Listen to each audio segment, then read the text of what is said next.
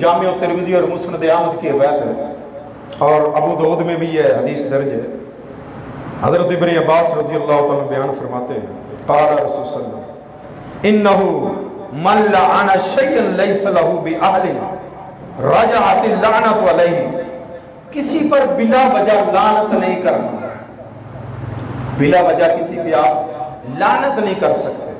अगर आप वो बंदा लानत का मुस्तहिक नहीं, अल्लाह और उसके रसूल ने अगर लानत की है तो फिर तो वो लानत का मुस्तहिक है ना, फिर तो उस पे लानत जाएगी, क्योंकि हमारे अल्लाह ने की है, हमारे प्यारे नबी ने की है। अगर आप बिना वजह किसी को कह देते हैं, जानवर को लानत करते हैं, अपने बच्चे को करते हैं, अपनी बीवी को करते हैं, अपने मुलाजिम को करते हैं, किसी को करते हैं, तो मेरे भाइयों फिर वो लानत वापस आपके चेहरे पे आ जाएगी। ये अमल अच्छा नहीं है, ये बुरा अमल है, मोमिन की शान के लायक नहीं है। आगे सुनिए, हमारे माशरे में झूठ बहुत आम है कि नहीं? कहते हैं कारोबार ही नहीं चलता, कारोबार ही नहीं हमारे चलते, हमारी बुनियादी गुनाह पे हम बच्चों को, माँ घर में है, बच्चे को झूठ सिखा रही है, ए बेटा इधर आ, टाफी दो, इधर, फिर टाफी नहीं देनी, ये झूठ नहीं है? मुहद्दिसीन ने तो ऐसे बंदे थे जो जानवर को बुला रहा था, उसकी झोली खाली थी। मुहद्दिसीन ने लिखा है, इमाम बुखारी रहमतुल्लाह ने, जब देखा कि उसकी झोली में कुछ भी नहीं और जानवर को, घोड़े को बुला रहा है, जानवर आया तो उसने झोली छोड़ दी और जानवर को पकड़ लिया, कहा ये झूठा इंसान है, इससे तो अल्लाह के नबी की हदीस ही नहीं लेनी चाहिए। तो हम झूठ बोलते हैं अपने बच्चों के साथ, अपनी बीवी के साथ, अपनी माँ के साथ, अपनी बहन के साथ, अपनी बेटी के साथ, अपने रिश्तेदारों के साथ, अपने दोस्तों के साथ। अगर कोई रेडी लगाने वाला है, कारखाने वाला है, फैक्ट्री वाला, मुलाजिम है, अफसर है, जो भी है, वो कहता है झूठ के बगैर भाई जी गुजारा ही नहीं है। कभी सोचा है कि ये कितनी बड़ी नहूसत है? हम कुरान पढ़े, तर्जमे से हमें पता हो, हमारे दफ्तर में, हमारे घर में, हमारी जो है लाइब्रेरी में कुरान और तर्जमे वाला हम पढ़े, हमें अल्लाह के अहकामात का पता हो कि हमारा रब क्या कहता है।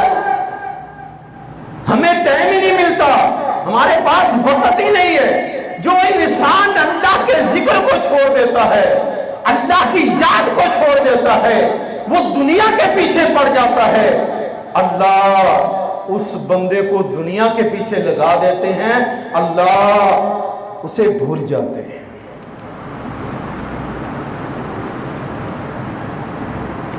अल्लाह उसे भूल जाते हैं।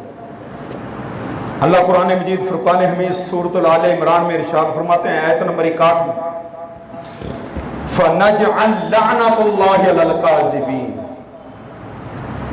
अल्लाह लानत करते हैं किस पे? जो बंदा झूठ बोलता है, झूठ बोल के अपना माल बेच रहा है।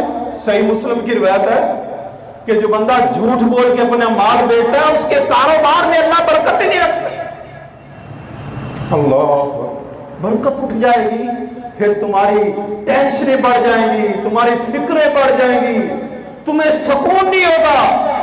अल्लाह, लोग सुकून तलाश करते हैं, चलो जी शराब पी ली, कोई सुकून तलाश कर रहा है, कोई गाने मौसीकी सुन रहा है, सुकून तलाश कर रहा है, कोई मुजरे देख रहा है, सुकून तलाश कर रहा है।